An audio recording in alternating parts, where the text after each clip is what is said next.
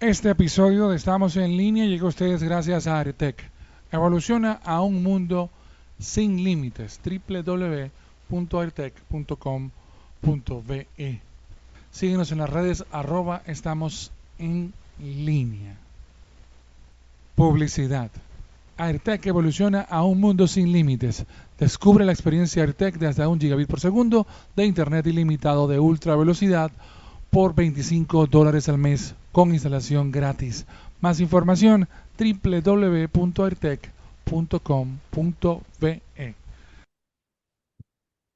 Estamos en línea en esta oportunidad con José Otero, vicepresidente para América Latina y el Caribe de 5G Américas. Si usted no ha escuchado qué es 5G Américas, bueno, 5G Américas es una organización que a lo largo de la historia de la tecnología ha ido mutando desde 3G Américas, que es donde comencé a escucharla hasta hoy.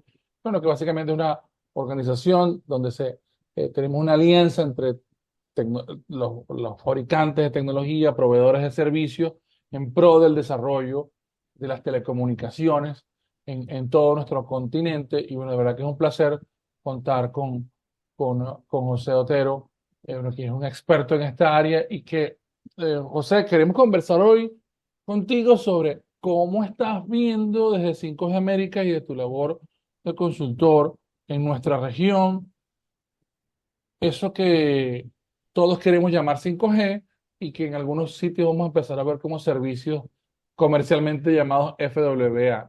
Bienvenido. Sí, muchas gracias, Alberto, tanto tiempo. Primero, un honrado estar acá en tu programa y un saludo a toda la audiencia. Claro, hoy 5G se vuelve como la bandera de las telecomunicaciones en todo nuestro continente. Queremos vernos como un primer mundo, pero ¿cómo estamos? ¿Cuáles son los pasos que de verdad nos van a lograr llegar hasta allá, hasta ese sitial de primer mundo, cuando todavía tenemos muchas brechas de telecomunicaciones en toda la región y que adicionalmente, como te dije hace un rato, empezamos a ver poco a poco comercialmente cosas como vamos a empezar a ofrecer FWA.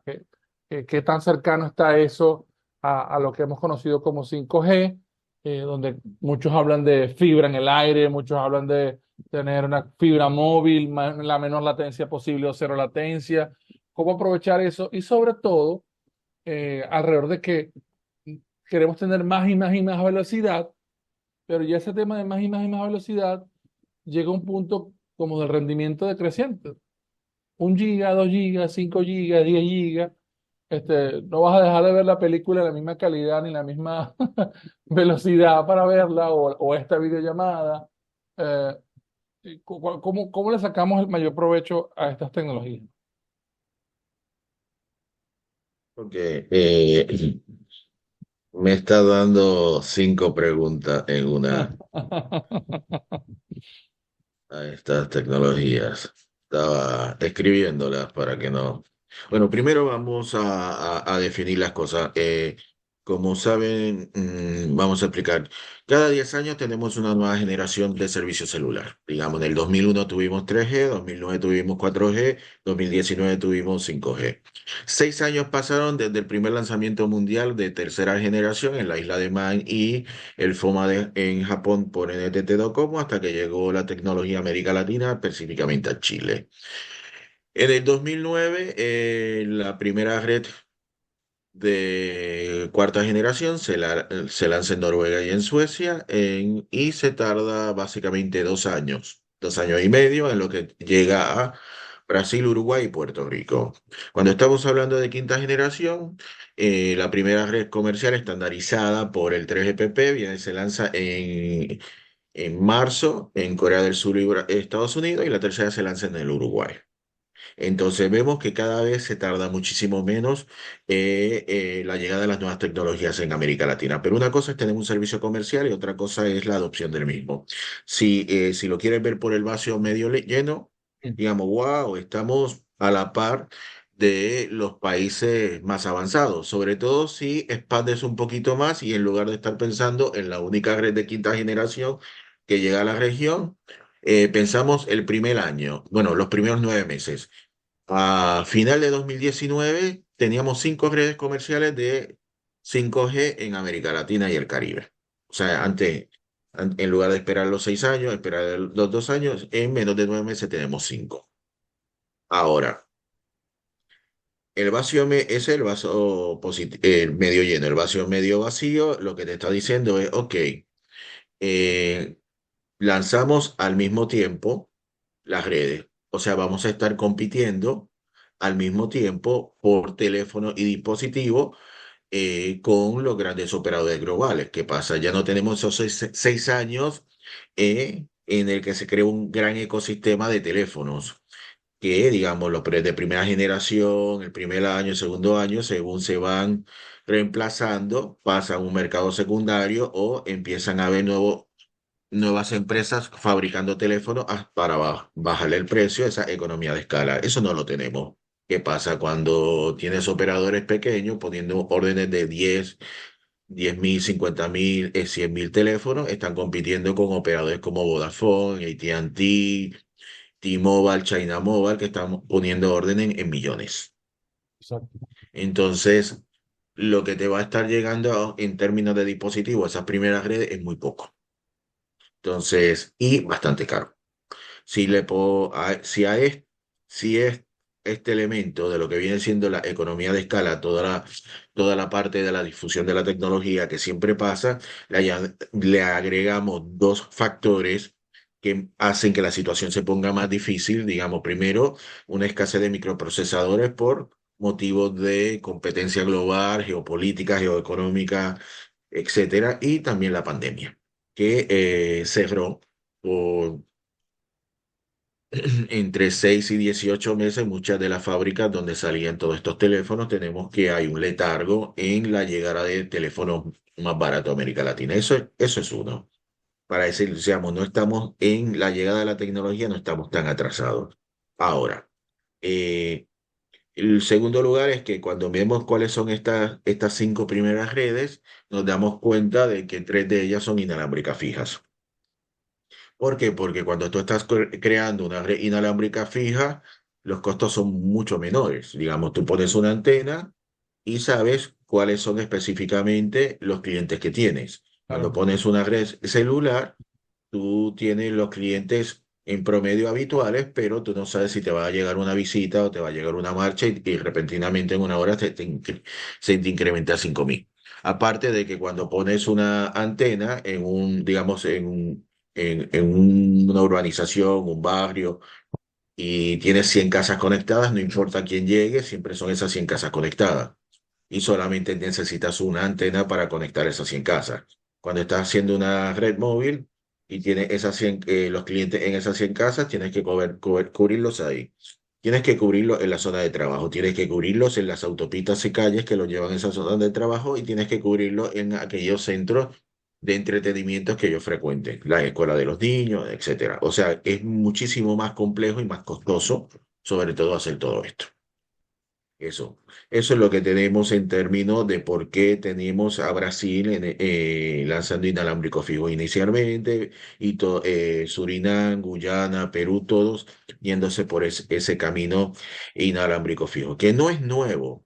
Si nosotros vemos lo que hizo Brasil en la subasta del 2012, había frecuencias que estaban separadas para solamente dar inalámbrico fijo también. Eso es algo sumamente importante. Otro aspecto de la quinta generación que tenemos que recordar es que es la primera tecnología celular que no está dando un beneficio directo a los usuarios, porque no fue creada para dar un beneficio directo a los usuarios.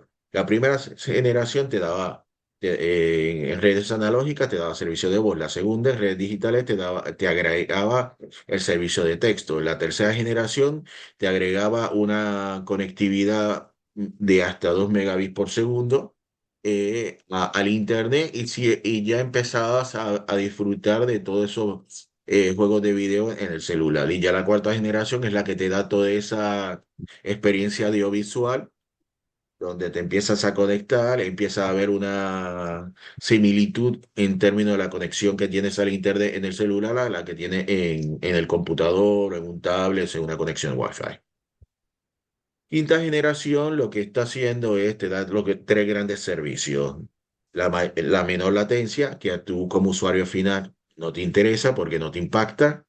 Digamos, 20 milisegundos a 5 milisegundos, jamás en la vida lo vas a notar. Exacto. Eso lo notan las grandes empresas, por ejemplo, servicios de emisión crítica, o sea, de vida y muerte, servicios financieros. Esos son los que se benefician de la baja latencia. Esos procesos quirúrgicos que siempre se vienen prometiendo y que nunca llegan porque son carísimos en términos de poder habilitarlos, eso es lo que se beneficia de la baja latencia.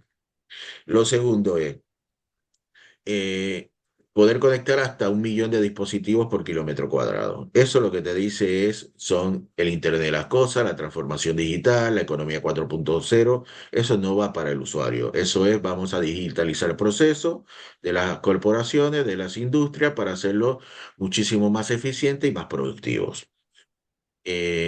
Beneficiario directo en la corporación es la empresa, no es el usuario final.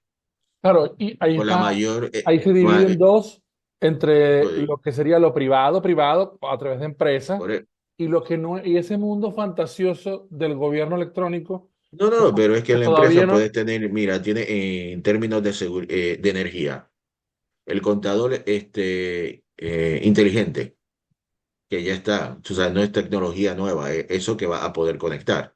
Son cosas que están aquí, o si no, algo que viene sucediendo en muchísimos países de América Latina y de Asia y de África, vamos a ponerle un chip a una vaca que se vaya cargando con el movimiento de la vaca o del cordero o lo que sea para monitorear su salud.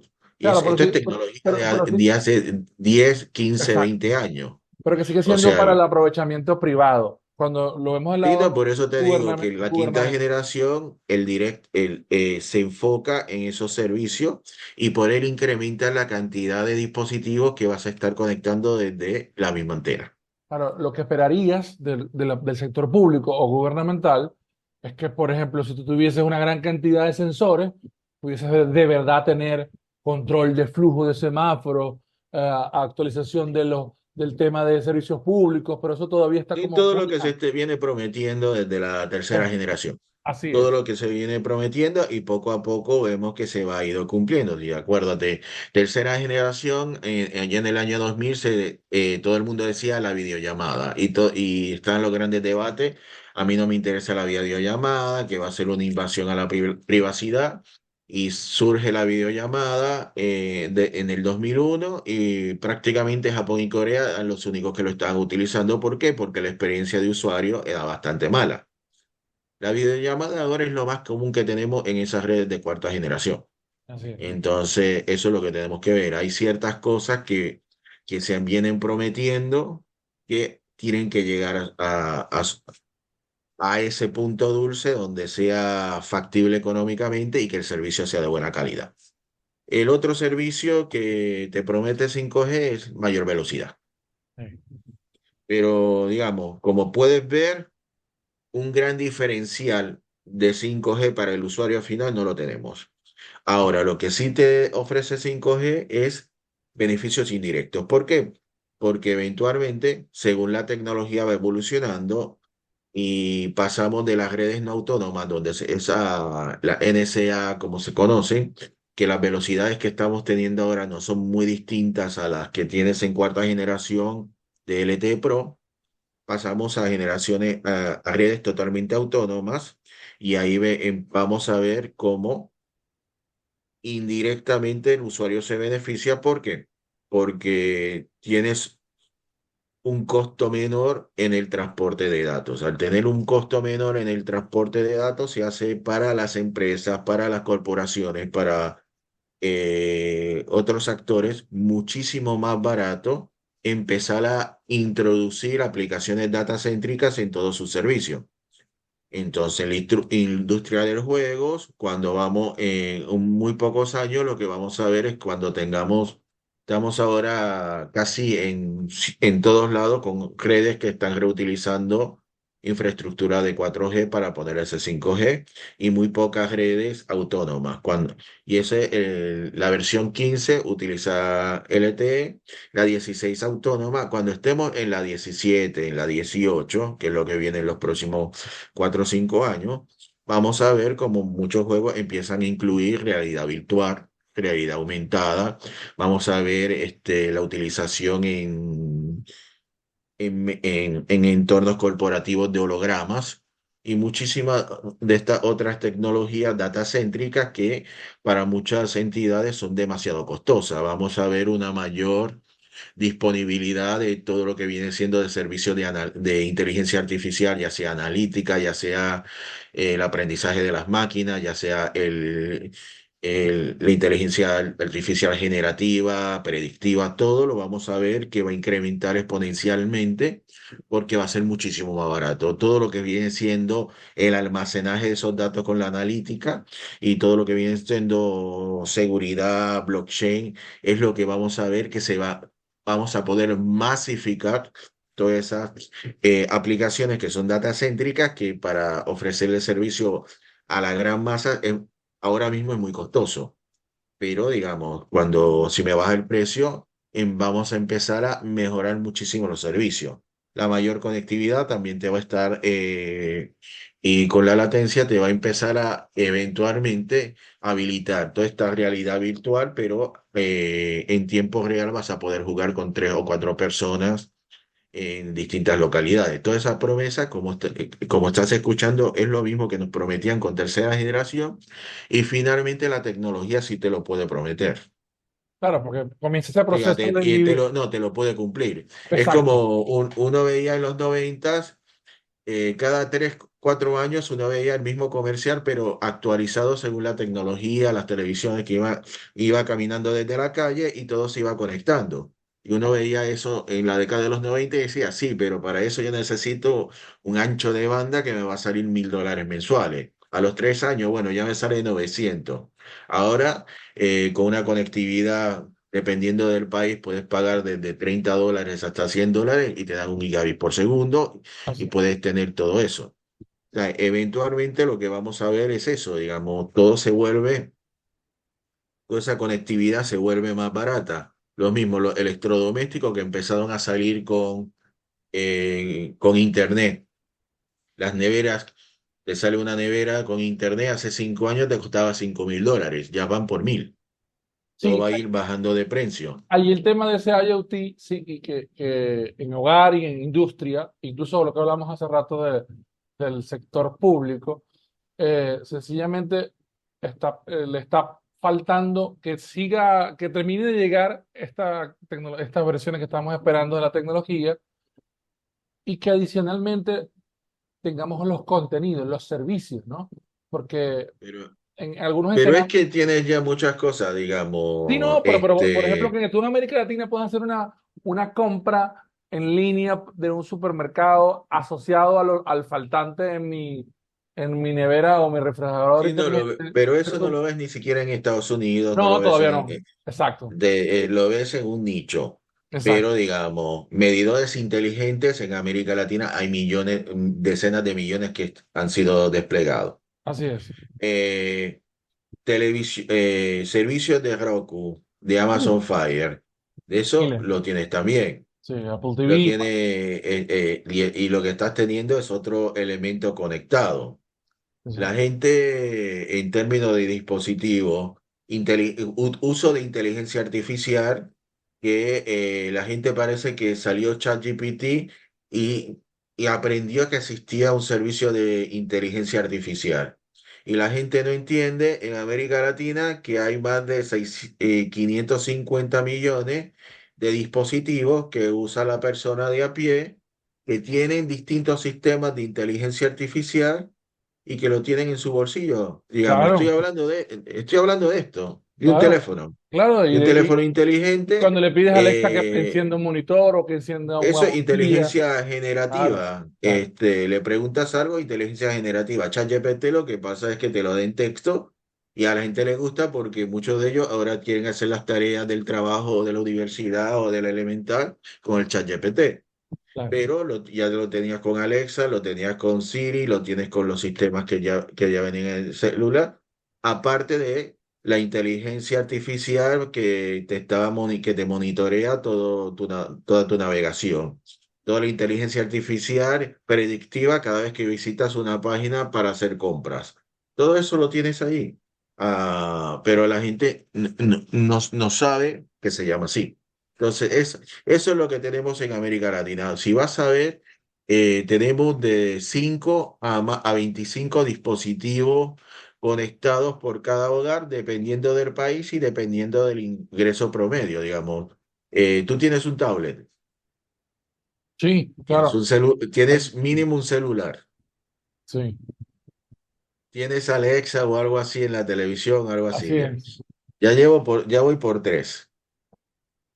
Claro, pero evidentemente, como tú decías al principio y en todo el análisis, eh, ya no es un tema de a dónde va a avanzar la tecnología, ni incluso de la adopción de los dispositivos, porque cuando haces el inventario, como tú lo acabas de hacer, muchos dirán, sí, lo tengo, lo tengo, lo tengo, lo tengo, y empiezas a tener dispositivos. Yo diría Y que cada una de esas son líneas, cada una son datos. así es. Que La- está y digamos cada una, oh no, pero yo estoy usando el mismo servicio de datos para todos mis dispositivos. y aquí es donde viene ese cambio para... Y aquí yo te digo, ok, es con una conexión de tercera generación. ¿Puedes conectar todos esos dispositivos con una calidad de servicio? No. Ah, no, pero es que yo uso el internet fijo. Con un internet fijo de 10 megabits por segundo vas a tener la televisión haciéndote el streaming de los videos, vas a tener el teléfono haciéndote streaming de otra cosa y conectado grabando en Zoom. No, no, no, Obviamente, el consumo te va a forzar, aunque no lo sepas, a ir ir subiendo. incrementando los planes e ir buscando otro tipo de servicio complementario, porque ya el tema de los antivirus, el tema de los VPNs, el tema de toda la seguridad empieza a tener un rol mucho más importante que el que tenías antes. Entonces, empiezas a consumir muchísimo más. No que el ARPU del operador está bajando. Sí, porque el operador te está vendiendo un servicio, pero tú estás consumiendo servicio del operador y de otros proveedores también.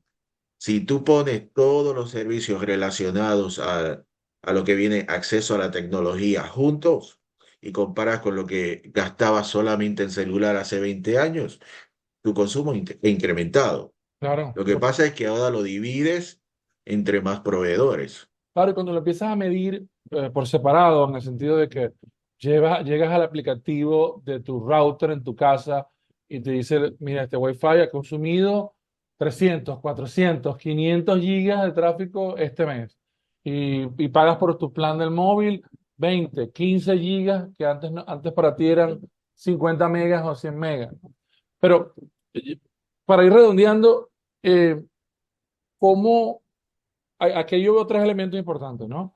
Ya no es un tema de adopción, sino que debemos ir preparándonos para poder aprovechar y para adoptar, porque entonces también hay algunas cosas que ya tenemos como, como un piso base y otras que, bueno, que deberíamos dar unos pasos hacia adelante en América Latina. Desde el sector público, por el tema de tener una mayor cantidad de disponibilidad de frecuencias para poder crecer, incluso apagones analógicos en algunos países desde el sector privado, bueno, por supuesto, el sector telecomunicaciones, inversión y por último, desde nosotros, de los consumidores, estar atento a esto que tú acabas de decir. Evidentemente, cuando miras hacia el retrovisor, con uno o con dos servicios, ha ido incrementando mi consumo y bueno, debo ir preparándome para eso también, ¿no? Mira, me hablaste de tres aristas, el consumidor, el gobierno y el sector privado. Vamos cada una. Claro, Lo primero que nada es la educación del mercado, la educación del consumidor, que sepa qué tiene disponible y cómo se puede dar ventaja. Y esto es un elemento que nunca va a desaparecer. Esto es clave. Si tú eres el gobierno y lanzas una aplicación de gobierno electrónico que al consumidor le puede abaratar bajar ciertos documentos del gobierno, se evita hacer las filas, se evita ir a 5 edificios distintos a través de toda la ciudad a buscar ese timbre, esa estampa. Pero y la aplicación funciona de maravilla, pero da la casualidad que la gente no sabe que existe, es como si no, el impacto es cero. Así es, correcto. O sea que la gente tiene que saber qué hay. Y la gente, desde la perspectiva del consumidor, la gente tiene que romper ese miedo, esa fobia que tiene a la tecnología.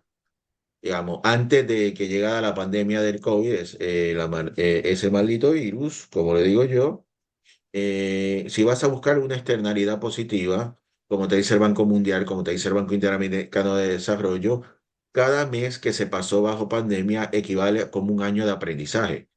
Los servicios de bancarización electrónica y los servicios de transferencia de dinero incrementaron grandemente durante el COVID y el que empezó a usar banco en línea no lo deja de usar. El que usó pagos en línea, transferencias no los deja de usar.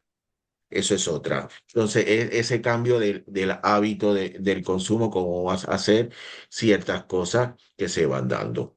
Eso lo vamos viendo. Ahora, en términos de lo que viene siendo la empresa privada, ellos te van a dar servicios acorde a cómo el ecosistema está. Porque no, cuando hablamos de telecomunicaciones, usualmente cometemos el pecado de pensar que estamos en una burbuja donde solo las telecomunicaciones. No, no estamos en una burbuja.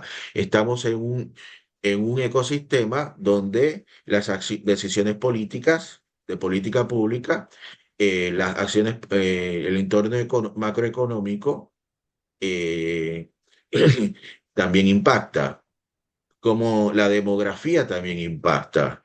Digamos, estamos en la región más urbanizada del mundo, el 82% viven en ciudades. Entonces, los operadores te pueden hacer cierta inversión, te cubren las ciudades de más de 100.000 habitantes y tienen más del 60-70% de la población.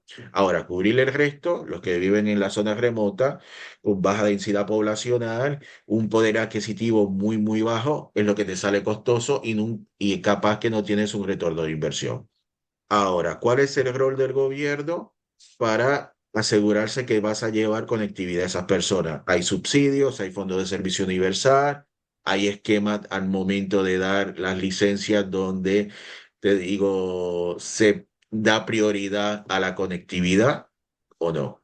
Una vez resuelves ese tema de conectividad, tienes que ver, ok, es un servicio que me ayuda a crecer la economía, es un servicio que ayuda a las personas, pero le tengo impuestos que datan de hace 20, 30 años, donde lo estoy cobrando como si fuera un artículo de lujo. Entonces, encarezco toda la importación de teléfonos, encarezco todos los servicios que dan. Digamos, Ecuador llegó un momento que tenía 22 impuestos distintos para el servicio celular, Claro, digamos. y Y seguimos, eso es sin el servicio, el impuesto al teléfono.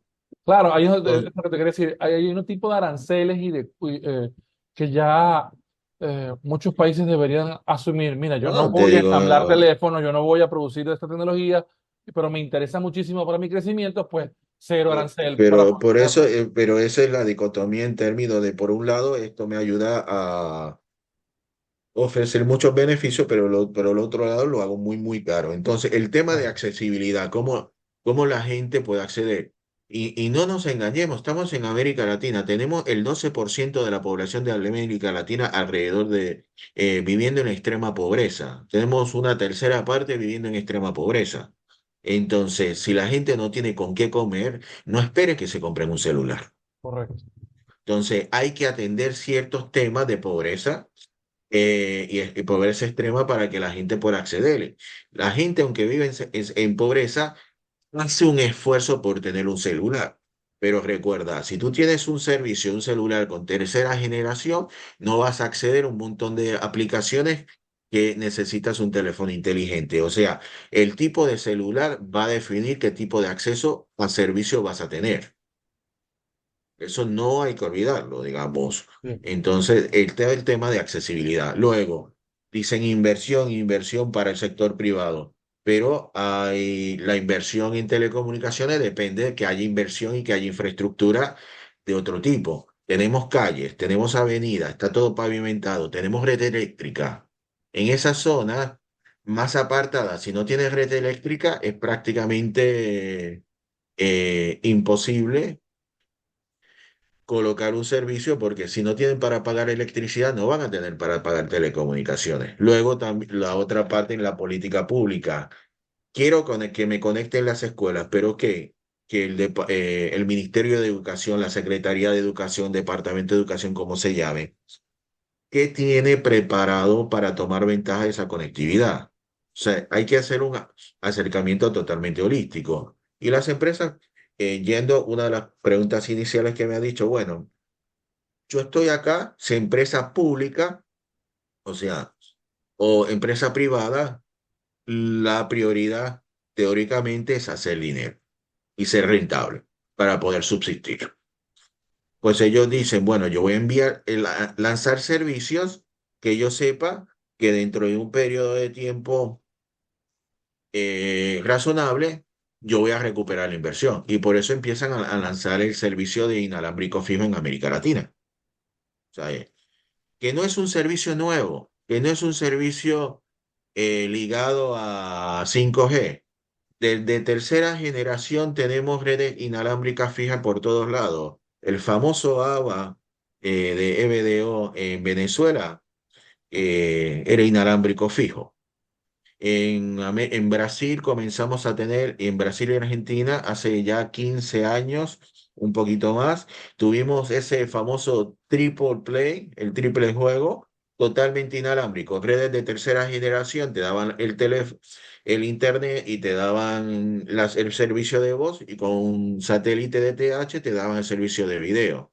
Cuando llega a LTE, se hace la migración y te daban ya, bueno, vamos a darte un servicio. En ese momento, estamos hablando hace más de 10 años, de 4 megabits por segundo. 4 megabits por segundo, cuando se empieza a mercadear este servicio en Brasil, en Argentina, a- hace más de 10 años, llegaba a zonas en la Amazonía donde la mayor velocidad que te daba el cablero con DSL era 512 kilobits por segundo. Claro, no es lo mismo que ahora, Entonces, le estamos y ofreciendo ahora lo que 50 pasa megas. es que ahora vas a llegar con una quinta generación, pero no Exacto. te van a vender planes de 100 megabits por segundo, te van a No, vender planes de 20 megabits por segundo, eh, 30, para asegurarse. ¿Pero qué hace eso?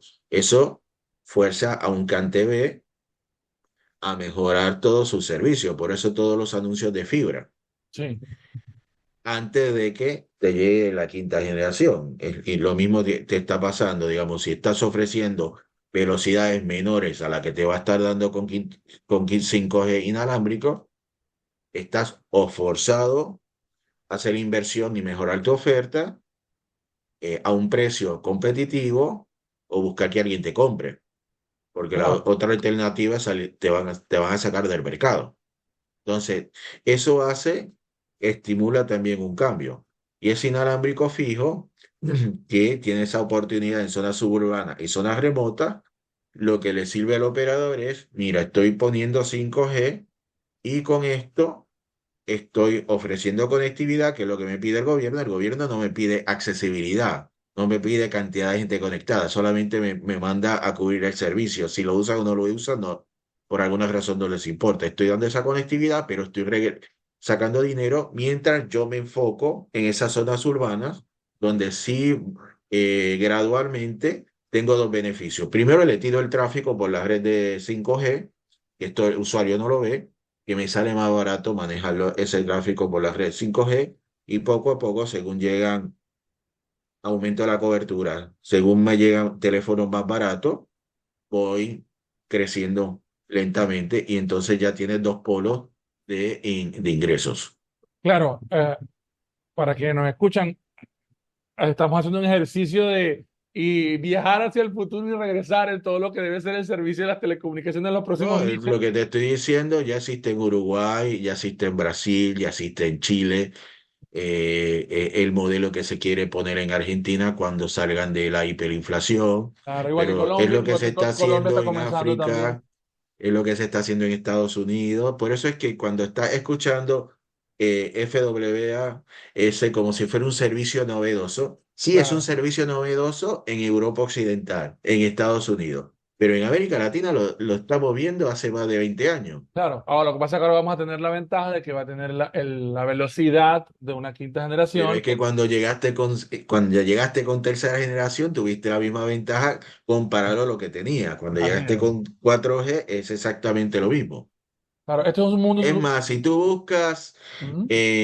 cuando se compra DirecTV en América Latina, que era uno del que mercadeaba mucho esto con Sky en Brasil y eso, uno de los comentarios iniciales que tuvo en ese momento AT&T era que le gustaba mucho ese modelo de inalámbrico fijo, de ofrecer todo ese triple play sin cables, como se hacía en América Latina, y que lo iba a explorar para Estados Unidos.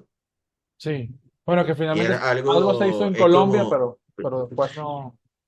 no, no, lo que pasa es que lo, se usó siempre en Brasil, Argentina y se iba a exportar Ah, a Perú, se compraron las frecuencias en Perú, en Colombia se compraron las frecuencias en Colombia y en otros lados también estaban pendientes para comprar frecuencias, pero todo eso, luego de la compra-venta, se paralizó. Pero, claro, digamos, descubrieron que existía el servicio inalámbrico fijo en América Latina, como existía en África, como existía en el sur de Asia y en muchos otros lugares. claro. Digamos, por eso es que lo ven ahora como no lo tenías antes, tienes todo ese crecimiento. En América Latina, Brasil en el 2012 te estaba dando licencia para inalámbrico fijo, para 4G. Antes de eso te estaba dando el espectro en 900 MHz para inalámbrico fijo. Argentina, desde el comienzo de siglo, tenía servicios de inalámbrico fijo, inicialmente con GSM para atacar todo lo que es telefonía. El servicio de ABA lo teníamos inalámbrico, era para llegar donde no llegaba la fibra, que es exactamente lo que se está haciendo en los países de Europa Occidental y de Estados Unidos y Canadá. O sea, Claro. es el mismo modelo, no es nada nuevo. Claro, y lo que tú decías en el análisis geográfico, de que, bueno, en su gran mayoría todavía falta mucha fibra que sembrar en toda América Latina. Y adicionalmente, bueno, por supuesto, para estos servicios remotos, vamos a ver hasta dónde va a poder dar la oportunidad de tener acceso móvil eh, inalámbrico fijo el FWA para poder tener también en esos sitios remotos acceso a las telecomunicaciones. Como te decía, esto es un mundo que no para. A veces, por eso digo que muchos de quienes nos están escuchando, que no son expertos en el área de telecomunicaciones, como tú decías muy bien, eso ya está en implementación. Para algunos países están como que van y vienen del futuro hacia el presente porque lo están implementando en este momento o ya lo están utilizando. Pero sin duda, eh, las telecomunicaciones son el motor necesario de la economía moderna y necesitamos estar atentos a toda esta información que tú nos acabas de compartir y por supuesto desarrollar nuestros países, el tema de contenido, de aplicaciones y de servicios, porque después para poder sacar la punta a ese 5G y que se distribuyan esos sensores por todos lados, va a depender también de servicios, de empresas y por supuesto del aprovechamiento de eso. Entonces, muchísimas gracias por estar en línea con nosotros. Las palabras finales para ti y estoy seguro que vamos a tener que hacer un resumen final de año de cómo le fue al mundo de telecomunicaciones en este 2024, pero al sol de este mes de marzo que está terminando el primer Q, ¿cómo ves el tema de telecomunicaciones en este momento en la región, ¿no?